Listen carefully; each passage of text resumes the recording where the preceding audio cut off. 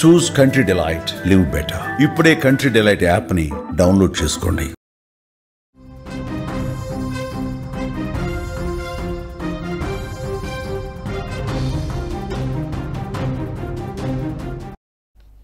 Breaking news చూస్తున్నాం.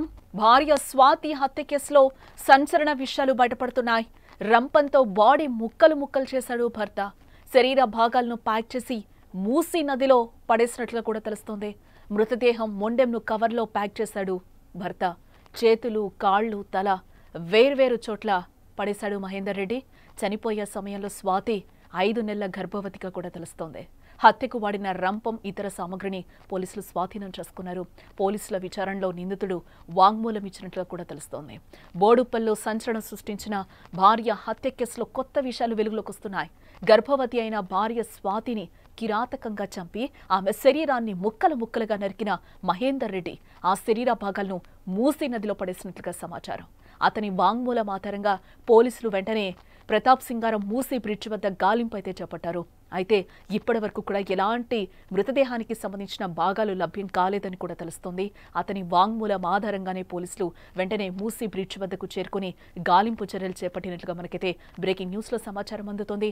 గజ ఈతగాళ్లను కూడా రంగంలోకి దించారు. అయితే నీటి ప్రవాహం ఎక్కువగా ఉండడం వల్ల శరీర భాగాలు కొట్టుకుపోయి ఉంటాయని కూడా పోలీసులు భావిస్తున్నారు. పోలీసులు ఎంత వెతికినా మృతదేహం భాగాలైతే దొరకలేదని తెలుస్తోంది. దీంతో పోలీసులు నిందితుడు మహేందర్ రెడ్డిని తిరిగి పోలీస్ స్టేషన్ కు తీసుకెళ్లారు. ప్రస్తుతం ఈ కేసులో మరింత లోతుగా దర్యాప్తు చేస్తున్నట్లుగా కూడా పోలీసులు చెప్తున్నారు. వికారాబాద్ జిల్లాకు చెందిన మహేందర్ రెడ్డి, స్వాతి ప్రేమించుకుని పెళ్లి చేసుకున్నారు. వీరు బోడుపల్లో నివాసం ఉంటున్నారు. ఎందుకు చంపాడో కానీ 5 నెలల గర్భవతైన స్వాతిని తన భర్త అత్యంత కిరాతకంగా, దారుణంగా హత్య చేశాడు. అంతేకాదు, రంపంతో ఆమె మృతదేహాన్ని ముక్కలు ముక్కలుగా నరికాడు. ఇంటి నుంచి వింత శబ్దాలు రావడంతో పక్కింటి వారు అనుమానించి చూడగా ఈ ఘోరం బయటపడింది.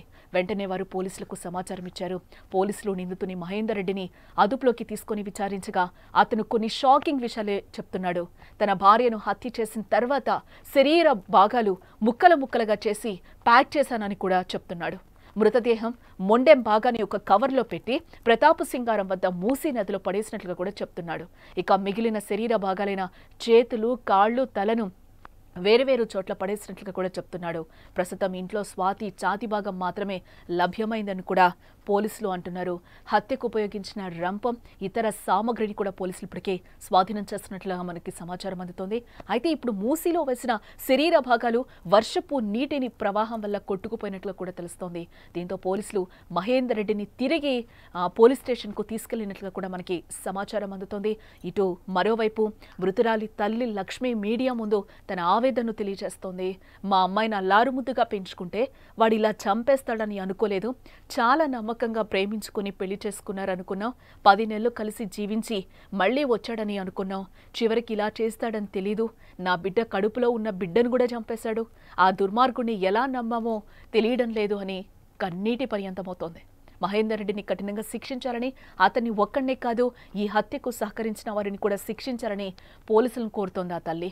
కేవలం పోలీసులు కాకుండా జడ్జి కేసును పరిగణలోనికి తీసుకుని సరైన శిక్ష వేయాలని, అప్పుడే తమ కూతురికి ఆత్మకు శాంతి లభిస్తుందని కూడా అంటోంది.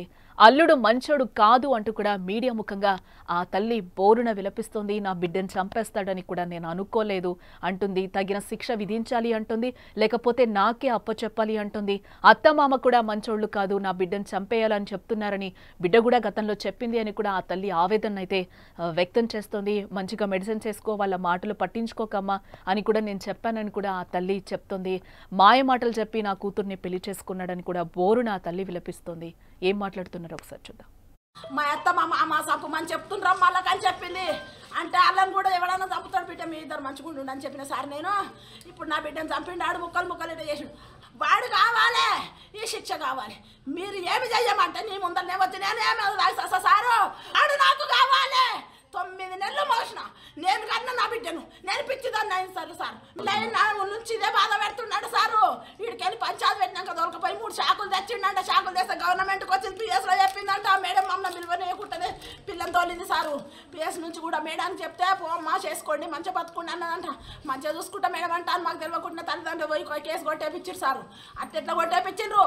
వాళ్ళందరినీ జైలు చేసి చేస్తావా, మమ్మల్ని చంపుతారా? ఇది ఒకటి కావాలి. వానికి మాత్రము శిక్ష పడాలి, వాడు చేస్తేనే నా కన్న సల్వ పడాలి. అసలు తల్లి మాటలు ఆవేదన కూడా మనం వింటున్నాం. వాడు మహేందర్ రెడ్డి మంచోడు కాదు అని కూడా చెప్తోంది తల్లి. వాడు నాకు కావాలి, నేనే చంపేస్తానని కూడా అంటుంది. 9 నెలలు మోసి నేను కని పెంచాను, వాడికి ఏం సంబంధం, ఎందుకు చంపుతాడు అనేది కూడా ఆమె మాటలతో ఆవేదన వ్యక్తం చేస్తోంది. నాకే అప్పచెప్పాలి, నేనే చంపేస్తాను, వాడికి కఠిన శిక్ష పడాలి అంటూ కూడా ఆ తల్లి ఆవేదనను వ్యక్తం చేస్తోంది. మెడిసిన్స్ వేసుకో, ఆ అమ్మాయి కూడా 5 నెలల గర్భవతిగా కూడా మనకి తెలుస్తోంది.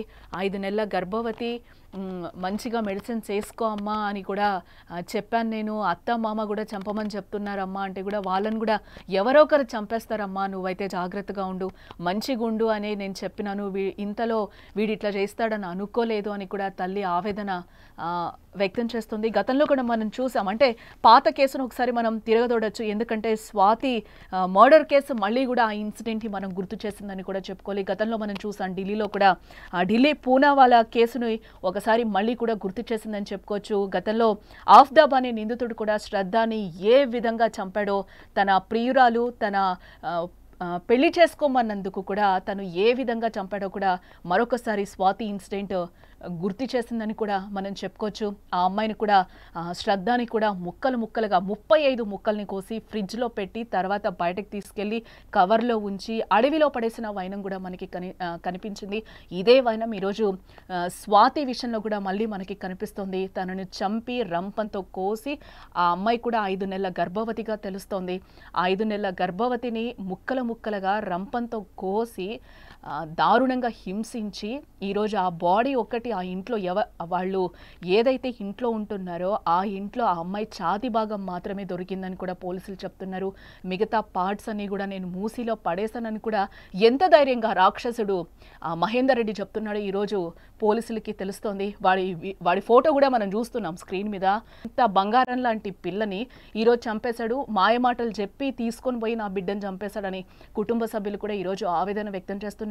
10 నెలల క్రితమే వాళ్ళకి పెళ్ళయింది అని అన్నారు. మధ్యలో కూడా చిన్న గొడవలు వచ్చాయంట. ఆ గొడవల్ని కూడా పేరెంట్స్ సర్ది చెప్పి మంచిగా ఉండండి, మంచిగా కాపురం చేసుకోండి అని కూడా చెప్పారంట. మధ్యలో ఫోన్లు కూడా మాట్లాడనీలేదట, ఫోన్లు కూడా స్విచ్ ఆఫ్ చేసి పెట్టాడంట. తల్లితో మాట్లాడనీలేదు, బంధువులతో మాట్లాడనీలేదని కూడా తెలుస్తోంది.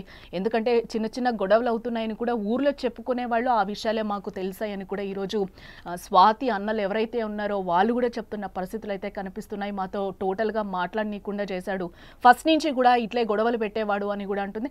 అంటే స్వాతిని ప్రేమించి పెళ్లి చేసుకున్నాడు, కానీ ఆమెతో ఉండడం ఇష్టం, కానీ పెళ్లి చేసుకోవడం ఇష్టం లేదు. ఫస్ట్ నుంచి కూడా డే 1 నుంచి కూడా తనని కష్టాలు పెడుతున్నాడు, బాధలు పెడుతున్నాడు అనేది అయితే కుటుంబ సభ్యులు చెప్తున్నారు. ఏదేమైనా కూడా మంచిగా ఉంటారేమో, కలిసి కాపురం చేసుకోండి అని కూడా పేరెంట్స్ పక్కన నచ్చ చెప్పిన పరిస్థితి కనిపిస్తుంది. ఆ తల్లి కూడా అదే ఆవేదన వ్యక్తం చేస్తుంది. మంచిగుండమ్మా, చేసుకున్నావు కదా అని నేను చెప్తూ వచ్చాను, కానీ ఇంత దారుణానికి ఒడిగడతాడు వాడు, ఆ రాక్షసుడు అనేది కూడా నేను అనుకోలేదని కూడా తల్లి ఆవేదన వ్యక్తం చేస్తోంది.